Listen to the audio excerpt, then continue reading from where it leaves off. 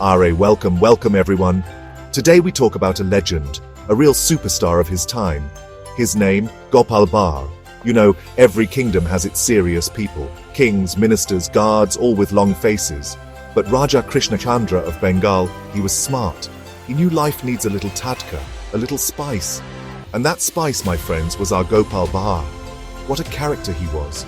Always ready with a joke, always ready with a smile. His job was simple. Keep the laughter alive and solve problems. Yes, problems, but not like your math problems, Bhai. These were real, tricky, sometimes silly problems of the kingdom. Gopal wasn't just a jester, you see. He was a clever clogs, a super-duper intelligent man. He could see things others missed. He could find solutions where everyone else saw a dead end. And the best part, he did it all with a laugh. Imagine that. Your boss is angry, the situation is tense, and in walks Gopal, cracks a joke, and suddenly, poof, tension gone. He was like that magic powder that makes everything better. The king loved him, the queen adored him. Even the serious-looking guards would crack a smile when Gopal was around. He was the heartbeat of the court, the ultimate mood lifter. Think of him like this. You go to a big show, right? There's drama, there's action. But who do you remember the most? The comedian, the one who makes you forget your worries. Gopal was that comedian, but for a whole kingdom. He wasn't just telling jokes copied from somewhere. Oh no, his humor was fresh. It was witty. It came from his amazing brain. He could make fun of a situation, even a serious one, without offending anyone. That's a real talent, let me tell you. A true artist, our Gopal. So this Gopal Bhatt, he didn't wear a fancy crown. He didn't carry a big sword. His weapon, his brain, and his shield, his infectious laughter. People would come to the court just to see him, just to hear what new mischief he was up to, or what new problem he had solved with his unique style. He made life interesting. He made governance fun. Can you believe it? Fun! In a royal court. Only Gopal could do that. What a guy, really. A true entertainer and a lifesaver, all rolled into one. Gopal Bhatt, report to the king. Emergency! Gopal, who was probably enjoying a quiet morning, or maybe planning his next prank, arrived at the court. He saw the long faces. He saw the king looking like he'd lost a battle. Maharaj, Gopal said, with his usual twinkle in his eye. What's wrong? Did the royal chef run out of jalebis? Or did the queen ask for another new palace? The king, usually amused by Gopal, just pointed a trembling finger towards the silent parrot. Gopal, he said, his voice heavy with sorrow. Mithu. Mithu is not talking. Gopal looked at the parrot. The parrot looked back. It was a serious staring contest.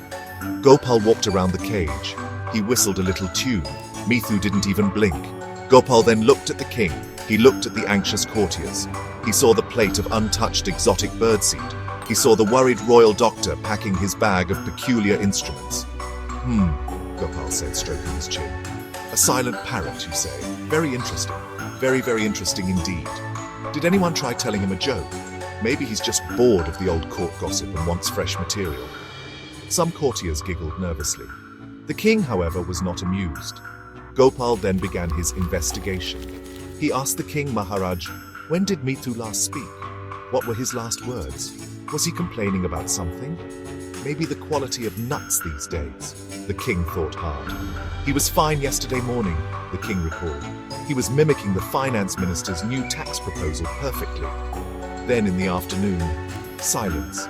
Gopal then turned to the guard who looked after the cage. You, my good man, did you see anything unusual? Anyone new near the cage? Any strange sounds?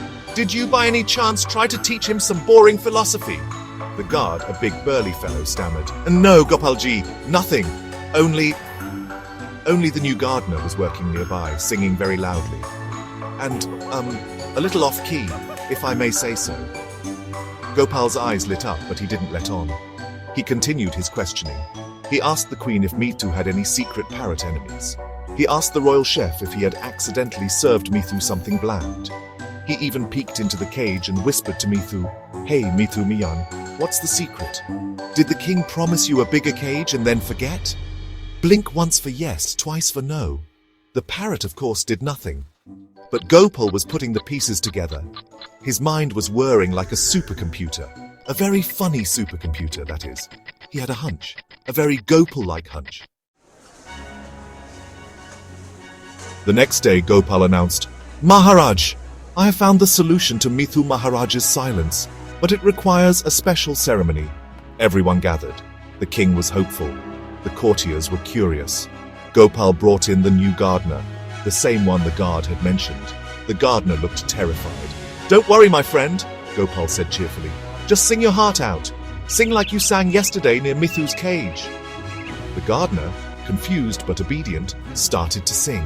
And oh boy, it was loud, it was passionate, and it was completely, utterly, hilariously off-key, like a cat fighting a vacuum cleaner. As the gardener's voice reached a particularly screechy note, something amazing happened. Mithu Maharaj, the silent parrot, suddenly squawked, loudly, "Stop! Stop! My ears! My poor ears! Such terrible singing!" And then Mithu started mimicking the gardener's off-key singing, perfectly making it sound even funnier. The entire court burst into laughter. The king laughed so hard, tears streamed down his face. The queen giggled. Even the serious ministers couldn't help but chuckle. The gardener himself, initially embarrassed, started laughing too. The silence was broken, not by a spell, but by a very bad singer. Gopal bowed. "Maharaj," he said, "Mithu wasn't under a spell. He wasn't sick. He was just a music critic, a very sensitive one." The new gardener's, shall we say, unique singing style was too much for his delicate parrot ears. So, he went on a silent protest. The king, still wiping tears of laughter, exclaimed, "Gopal, you've done it again! Oh, Mithu, you naughty bird!" He then turned to the gardener. "My good man," he said, trying to control his laughter, "perhaps you should stick to gardening or take some singing lessons. From Mithu, maybe." More laughter echoed through the hall. And so, the great parrot mystery was solved. Not with magic, not with medicine, but with Gopal Bhaur's brilliant wit and a gardener's terrible singing. The king was overjoyed. He showered Gopal with praises and gifts. "Gopal," he said, "you are truly a gem. You turn every problem into a reason for laughter. You make this kingdom a happier place." Gopal just smiled his usual charming smile. "Anything for you, Maharaj, and anything for a good laugh." The court returned to its cheerful self. All thanks to the clever jester who knew that sometimes the biggest problems have the simplest and funniest solutions. What a story, eh? Pure Gopal Bhaur magic.